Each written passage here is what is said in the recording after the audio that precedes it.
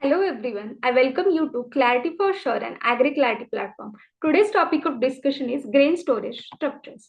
These grain storage structures plays important role in providing different kind of securities to consumers and farmers. It provide economic security to farmers, it provide nutritional security to consumers, and again food security to consumers. It is providing economic security by the mechanism called negotiable warehouse receipts. This mechanism allows farmers to hold their crops and sell when the market prices are favorable. It avoids distress sell and provide economic security.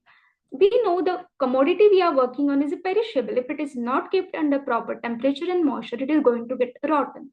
So these storage structure maintain proper temperature, moisture, and allows nutritional quality to be intact. Okay.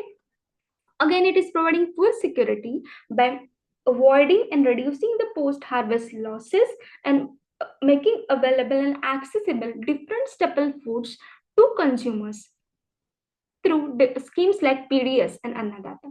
So yes, food grain storage structures are important.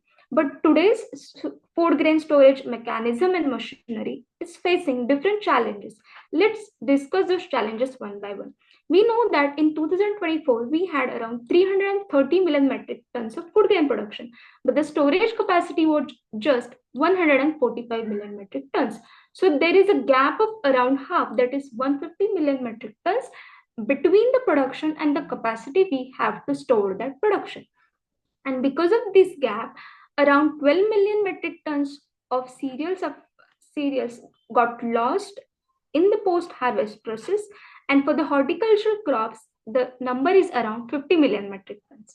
The NAPCON subsidiary of NABARD is saying that country is facing food losses of worth 1.5 lakh crore, that is 1.5 trillion rupees, and it is a huge number. Okay, this graph is so indicating the percentage loss in different crops, and we can conclude that the post-harvest losses in major crops in India is around 10%. So it is really a cause of concern. So we are facing different challenges in storage grain structures, right? But is India doing something? Is government doing something to stop or reduce it? Yes. India's plan to increase the silo capacity from current 2.8 million tons to 9 million tons in over the next 3 years for the wheat stocks. Okay. Again, you must have heard about the largest grain storage structure scheme in cooperative sector, which was launched in the year 2023 with budget of 1 trillion rupees to create a storage capacity of 700 lakh tons in cooperative sector only. And this is going to increase our overall capacity to 250 million metric tons. Okay, or you can say this number in the lakh tons. So yes, again, NABARD has special fund called Warehouse Infrastructure Fund to loan and give a finance to different activities like construction of warehouse, silos, cold storage, and controlled atmosphere. Okay, so there is a fund called Warehouse Infrastructure Fund with the NABARD to fund the activities to provide a loan for this storage structures. And today's topic of discussion is some traditional and latest improved storage structures which are used in India to store these food grains. Okay, let's start with traditional storage structure. First is a Bukhari storage. It is okay. From examination point of view, you need to have in mind the capacity of storage structure. If there is any specific feature related to that structure, and if there is any special material which is used for that storage structure. These are only 2-3 points you need to keep in mind from the examination point of view. So let's see some traditional storage structure. First is Bukhari. It's shaped cylindrical. It is made up with mud and bamboo. It will be placed on elevated wooden or masonry platform to avoid any moisture contact. Then it will be there will be rat proofing cones. These triangular structure are rat proofing cones to avoid a rat infestation, and yes, capacity is 3.5 to 18 tons. The next traditional structure is kothar. The key term for kothar is a box like. It is a box like structure with a gabled wooden or metal roof like overhangs, okay, to avoid any accumulation of moisture. Its capacity is 9 to 35 tons, and yes, again it has rat proof cones to avoid a rat infestation. The next traditional method is morai. Its capacity is 3.5 to 18 tons. Its key term is inverted cone shell, okay. Again, the wood and the bamboo splits will be used. There will be mud layer to have a smooth finish, and yes, there will be again a roof, conical roof to avoid any moisture accumulation. So for morai, the keyword is inverted cone shape and 3.5 to 18 tons of capacity. Next is traditional storage. Under traditional storage structure, mud bins and mud coat. Its capacity is 1 to 50 tons. Again, it is made with mud, dung, and cow, and its shape is rectangular or cylindrical. The next is a bag storage. You must be familiar with this. You must have seen this in your home. The bags come with different capacities from 35, 50, 75 to 100 kgs. Okay, they will come with or without plastic lining. The standard size is 100 kg with a dimension of 100 centimeter, 60 centimeter to 30 centimeter. Okay, and this one bag can store 93 kg of wheat or 75 kg of paddy at a time. And again, some traditional structures are kutla, which is prominently used in Bihar and Uttar Pradesh, and it is made with the burnt mud. Then muda, again, it is used in Bihar with capacity of 1 to 3 tons, and the special kind of narai ropes will be used for the construction of muda. Then Kanash is prominent in Karnataka and Maharashtra. Its capacity is 1 to 20 tons. The material will be bamboo splits, and again it is cylindrical. This it will look somewhat like this. Then the next is metal beams. They will be made with the steel and aluminum metals, and for this reason it will be fire and moisture proof. Its capacity will be 50 kg to 10 tons. After traditional methods, some institutes improved on the structures to give some improved version of this storage structure. So yes, under this improved structure, you need to keep in mind the name of that structure, of course, the institute that developed that structure, and if there is any key feature for that structure. So yes, Pusa bin is made with the mud and brick only, but polythene film will be embedded within that mud within that wall. It was developed by IARA, Indian Agriculture Research Institute, and you can see this opening, right? It is 50 by 50 centimeter opening, which is left for loading of the grains. Okay.